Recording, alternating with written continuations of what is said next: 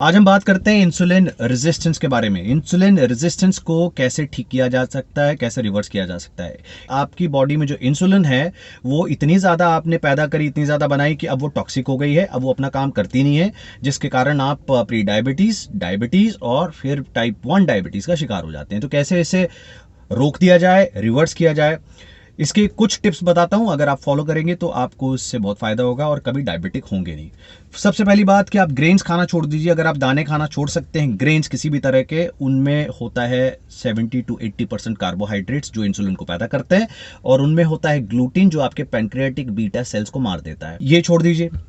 और दूसरा आते हैं कि आप प्रोटीन्स और फैट्स खाने में फोकस करिए, क्योंकि यही दो चीज़ें हैं जिनसे आपकी बॉडी का पूरा कंटेंट बना हुआ है।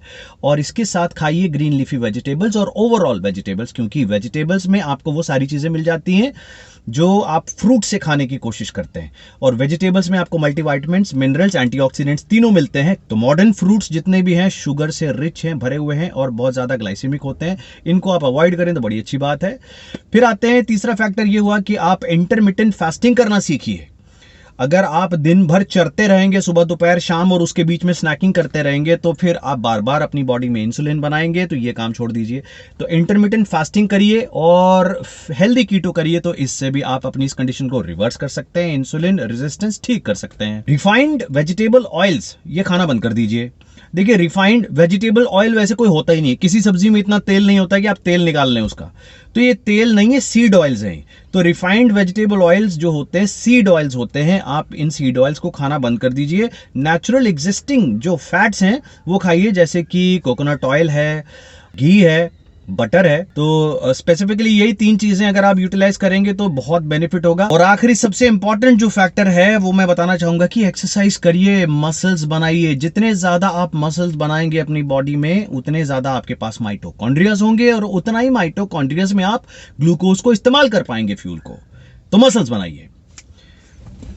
अरे पापा छोड़ो यार, कौन सुनने वाला है ये बात।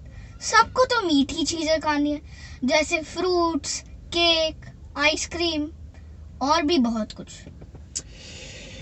हाँ बेटा, शायद ये कोई नहीं सुनता नहीं।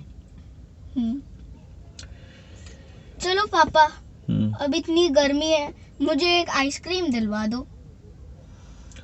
अच्छा, मैं यहाँ दूसरों को समझा रहा हूँ और मेरी औलाद तू आइसक्रीम मांग रही है। दूं तुझे आइसक्रीम?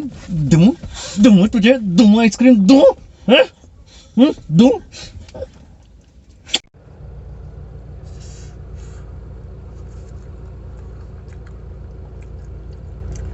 ये आपके लिए नहीं है, बेबीज के लिए है। आप तो करेले का जूस पियो।